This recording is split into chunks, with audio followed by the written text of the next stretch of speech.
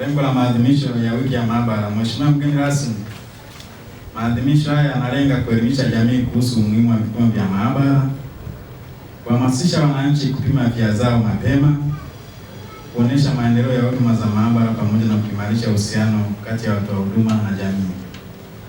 Katika kipindi cha maadhimisho haya kuanzia tarehe 20 hadi 24 mwezi huu, hospitali kupitia idara ya maabara itaendesha zoezi la upimaji bure kwa wananchi, ikijumuisha vipimo vya figo, ini, tezi dume, virusi vya ukimwi, saratani ya shingo ya kizazi, vipimo vya malaria, kundi la damu, vipimo vya shinikizo, vipimo vya uzito na shinikizo la damu, pamoja na uchangiaji wa damu kwa hiari. Tunahimiza wananchi wote kujitokeza kwa wingi kunufaika na huduma hizi. Mafanikio ya idara ya maabara. Mheshimiwa mgeni rasmi, idara ya maabara imepiga hatua kubwa tangu hospitali ilipokuwa kituo kidogo cha kambi ya jeshi na kufikia hatua ya hospitali ya rufaa ya mkoa, ikiwa ni sambamba na ukuaji wa idara ya maabara.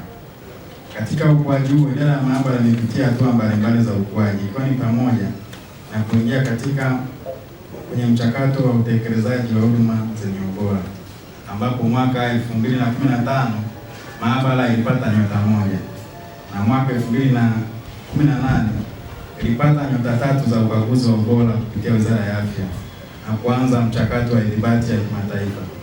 Na mwaka 2022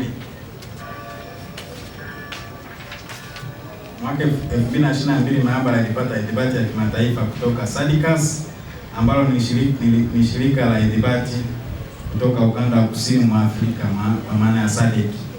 Kumekuwa kuna mengi sana mazuri ambayo yalikuwa yakifanyika, lakini kimsingi tu ni kwamba ukiona kama leo tunaweza tukaanza kuwapima watu tezi dume, homa ya ini aina B na C, malaria na kadhalika bure kwa kuelimisha, basi tutambue kwamba ni juhudi kubwa za serikali, lakini pia ni juhudi kubwa za taasisi.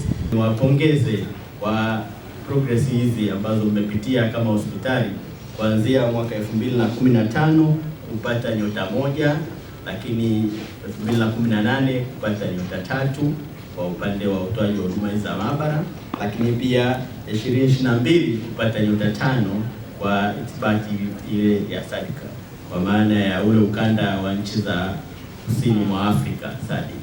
Kwa hiyo tuwapongeze kwenye hili, na mpaka sasa maendeleo yanaendelea kuonekana kwenye hospitali yetu hii ya mkoa. Pia katika kipindi hichi kwa maana ya tarehe 20 mpaka 24 tumesema uzinduzi huu unaendelea, kwa maana tunazindua leo, lakini huduma hizi zinaendelea kuanzia leo tarehe 20 mpaka tarehe 24 kwa utoaji hizi huduma, na huduma hizi zitatolewa bure. Miongoni mwa huduma hizo ambazo zinatolewa bure ukizingatia pia vipimo vya figo, kuna ini, tezi dume, kuna VVU kwa maana ya upimaji wa HIV, lakini saratani ya shingo ya kizazi, vipimo vya malaria, kundi la damu, vipimo vya uzito na shinikizo la damu, pamoja na uchangiaji wa damu kwa hiari. Kwa hiyo vipimo vyote hivi vitatolewa bure kwa wananchi wote ambao watajitokeza, na wito wetu mkubwa wananchi wajitokeze, ila wao maana hizi huduma hazitakuwa na maana yoyote. Kwa hiyo sisi kama mkoa tunaendelea kutoa huduma hizi bure. Nashukuru serikali ya Dr. Samia Suluhu Hassan kuendelea kutupa uwezo wa vifaa pamoja na wataalamu.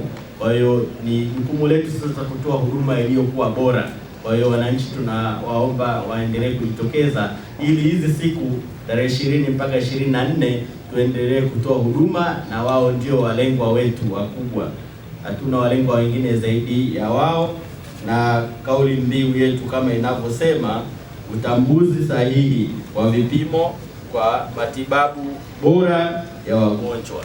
Kwa hiyo hii ndio kauli mbiu yetu tutakayotumia katika hii wiki ya maabara. Kwa hiyo tunawashukuru sana na niwatakie kazi njema, na uzinduzi huu tumezindua rasmi. Asanteni.